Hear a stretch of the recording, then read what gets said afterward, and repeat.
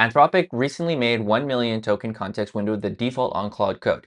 And while that sounds great on paper, you can fit more code, it remembers things earlier in the conversation, in practice, that bigger window is costing you more exponentially on every single message you send. And it's why you're hitting your limits way faster than before. In this video, I'm going to show you exactly why, how it works under the hood, and the one setting that's going to fix it for you in 30 seconds. This also applies to Claude, ChatGPT, Cursor, Lovable, basically any AI tool you use. So when you send a message to any AI, whether it's Claude, GPT, whatever, you're not sending just a message, you're sending tokens. And tokens are basically just chunks of text. Like, so a word is roughly like 3 to 4 tokens. Now here's the important part. You pay for tokens in two directions, input and output. So input is everything kind of sent to the model. Output is everything it sends back, and they're priced differently. So for example, here, Claude, it's about like 5 times more expensive, where you're paying anywhere between 3 to 5 million per input tokens, and then 15 to 25 per million output tokens.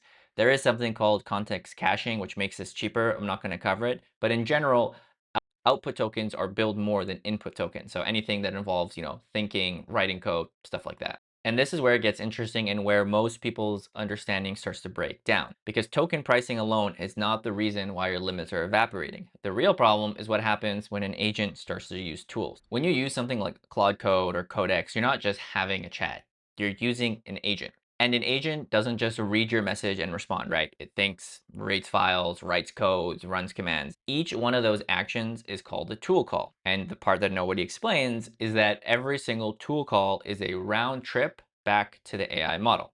So let's say you start a conversation with an agent and you say, please fix this bug for me. Okay, to start, maybe there's 10,000 tokens. The first thing the agent's going to do is it's going to read the file, right? It has to see what you're speaking about. It might notice the bug.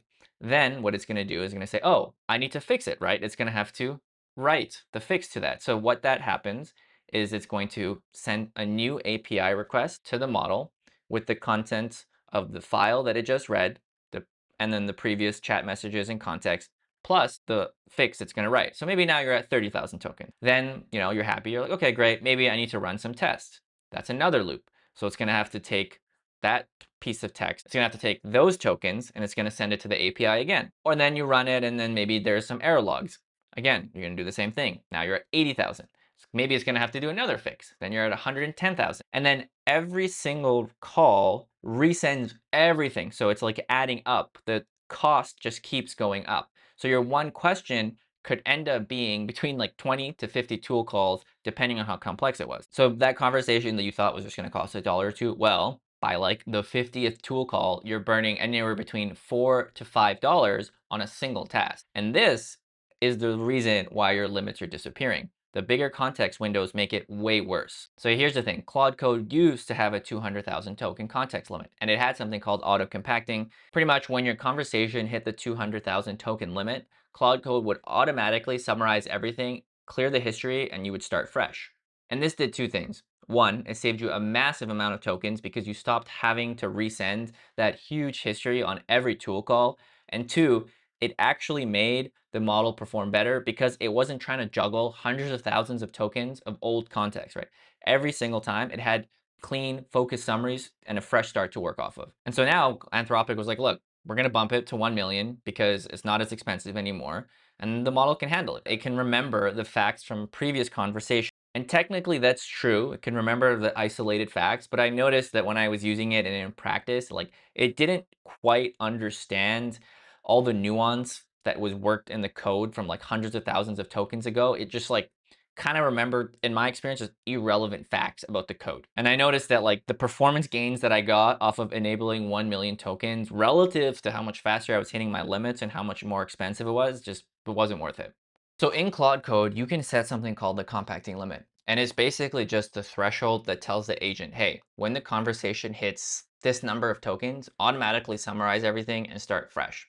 Now you can set it to whatever number you want. I found the sweet spot in my experience to be between like 200 and like 300,000 tokens, right around, probably like 250. And what this does is it just forces Claude just to auto compact more often. For probably 90% of the work you're doing, you don't need more than 250,000 tokens because that's just like sort of the sweet spot that I found where it's enough that the agent can run, edit, update files, get a lot of work done without forgetting, while also not just like completely blowing through all of your limit. And the nice part is this isn't just like a pattern that you apply to Claude. It's something that is like pretty applicable to any AI tool you use. Like when you're working on a task, see how long this conversation is, and at some point, just start a new conversation. If the tool they're using doesn't have compacting, copy it, paste it into ChatGPT, ask it to summarize, and then take that output and paste it into the tool again. So to recap, bigger context window means exponentially higher costs because of that agent loop. So generally, again, set your compacting limit in your settings,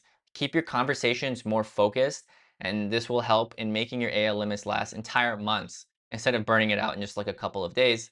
So that is it for today's video. I hope you enjoyed it. Hopefully this saves you some money or you don't hit your limits nearly as fast. If you liked it, just smash that subscribe button. I go deep on AI tools every week, so you actually understand what's happening under the hood, not just like service level hypes. If that's it, I'll see you in the next one.